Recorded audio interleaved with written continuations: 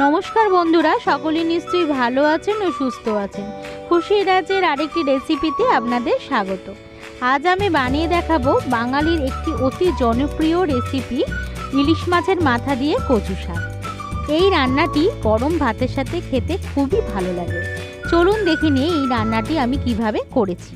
দেখুন বন্ধুরা, এখানে আমি কচু শাক নিয়েছি এবং ভালো করে ধুয়ে নিয়েছি। এবার প্রথমেই এই আঁশগুলোকে ছাড়িয়ে নিতে হবে। আমি এখানে কালো কচু ব্যবহার করেছি। এই কালো কচু একটু কুটকুটে ভাবটা কম থাকে, সেই কারণে আমি এখানে কালো কচু ব্যবহার করেছি। এইভাবে বটি দিয়ে আস্তে আস্তে করে আঁশগুলো ছাড়িয়ে নিতে হবে। দেখুন বন্ধুরা, এখানে আঁশগুলোকে ভালো করে ছাড়িয়ে নিয়ে আমি পিস পিস করে কেটে নিয়েছি। এখানে আমি ইলিশ মাছের মাথা নিয়েছি একটা। এই মাথাটা দিয়ে আমি এই রান্নাটা করব। এখানে আমি ইলিশ মাছের মাথা নিয়েছি, আপনারা চাইলে কাতলা মাছের মাথাও ব্যবহার করতে পারেন। প্রথমে একটি কড়াতে জল গরম করে নেব।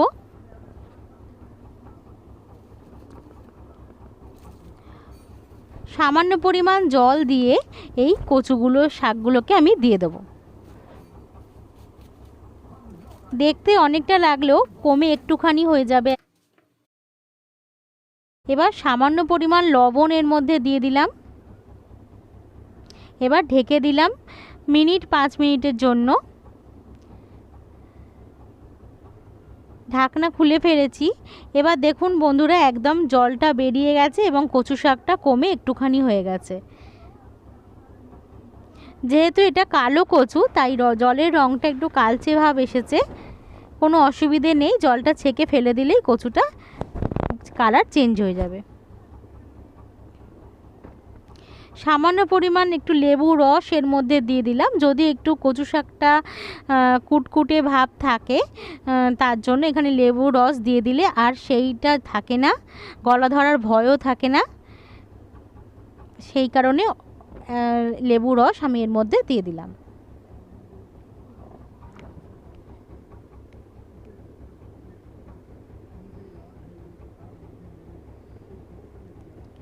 লেবুর রসটা দিয়ে ভালো করে সব কিছুর সাথে আবারও মিশিয়ে নিতে হবে।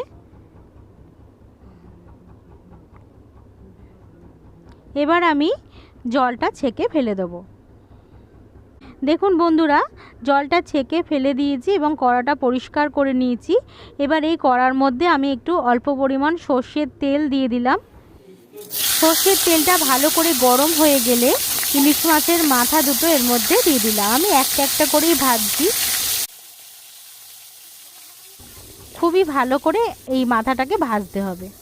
মাছের এক পিঠ ভাজা হয়ে গেছে, আমি উল্টে দিলাম আর এক পিঠ ভেজে নেওয়ার জন্য।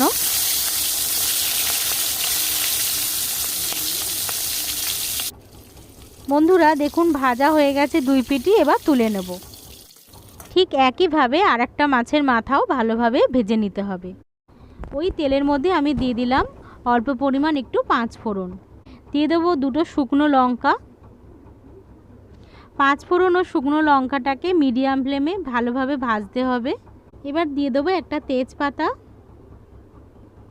5 ফোড়ন, তেজপাতা ও শুকনো লঙ্কা সুন্দরভাবে ভাজা হয়ে এসেছে। দেখুন বন্ধুরা, সুন্দর একটা গন্ধও বেরিয়ে এসেছে। এবার আমি এখানে দিয়ে দেবো আদা বাটা। এখানে আদা ও কাঁচা লঙ্কা বেটে নিয়েছি। 2-3টে কাঁচা লঙ্কা দিয়ে আমি অল্প পরিমাণ আদা বেটে নিয়েছি, এটা এর মধ্যে দিয়ে দিলাম। ভালো করে কষিয়ে নিতে হবে মিডিয়াম ফ্লেমে, যাতে কাঁচা গন্ধটা চলে যায়।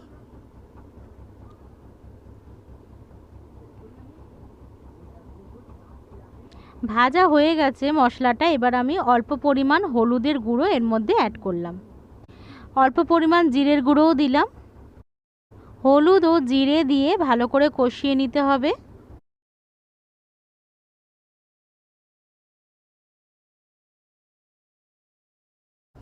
এবার আমি সিদ্ধ করে রাখা কচু শাকটা এর মধ্যে দিয়ে দিলাম।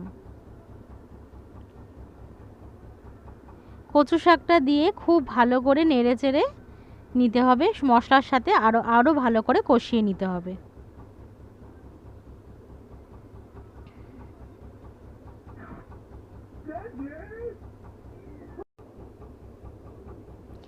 এবার মুড়ো দুটো যে ভেজে রেখেছিলাম সেটা ভেঙে এর মধ্যে দিয়ে দিলাম।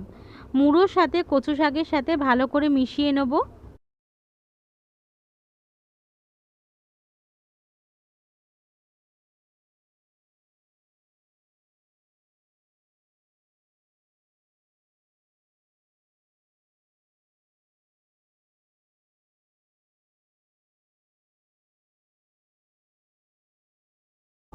অল্প পরিমাণ চিনি এর মধ্যে দিয়ে দিলাম। আপনারা অবশ্যই চিনিটা ব্যবহার করবেন, তাহলে খেতে স্বাদ লাগবে। চিনি দিয়েও ভালো করে আবারও মিশিয়ে নিতে হবে। এর মধ্যে আর একটুও পরিমাণ জল আমি ব্যবহার করব না। এইভাবে মুড়োর সাথে কচু শাকের সাথে সব কিছু ভালোভাবে নেড়েচেড়ে মিশিয়ে নেব। অবশ্যই এটা মিডিয়াম ফ্লেমে করতে হবে এবং ভালোভাবে জলটা এর মধ্যে শুকিয়ে নিতে হবে।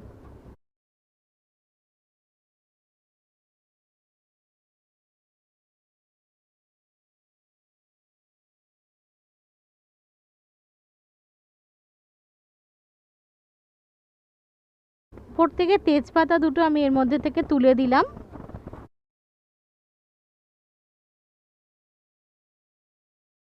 উপর থেকে দুটো তিনটে কাঁচা লঙ্কা দিয়ে দিলাম ভেঙে, তাতে খেতে ভালো লাগবে।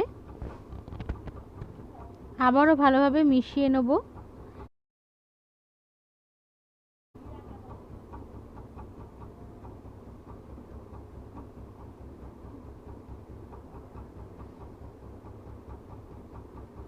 মুড়োগুলো ভালোভাবে ভেঙে কচু শাকের সাথে মিশিয়ে নিতে হবে, তাতে খেতে ভালো লাগবে।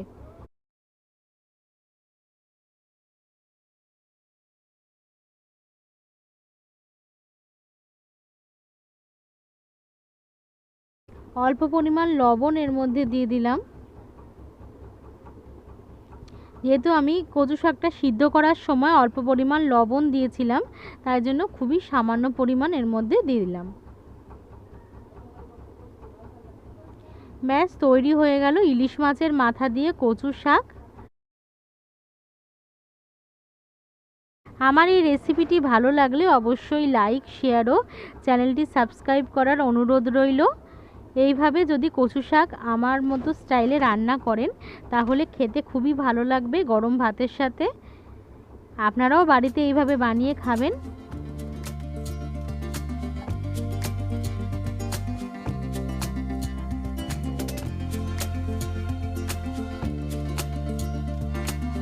আমার এই রেসিপিটি ভালো লাগলে অবশ্যই লাইক, শেয়ার ও চ্যানেলটি সাবস্ক্রাইব করার অনুরোধ রইল। ভালো থাকবেন, সুস্থ থাকবেন। ফিরে আসছি আবার পরে রেসিপি নিয়ে। ধন্যবাদ।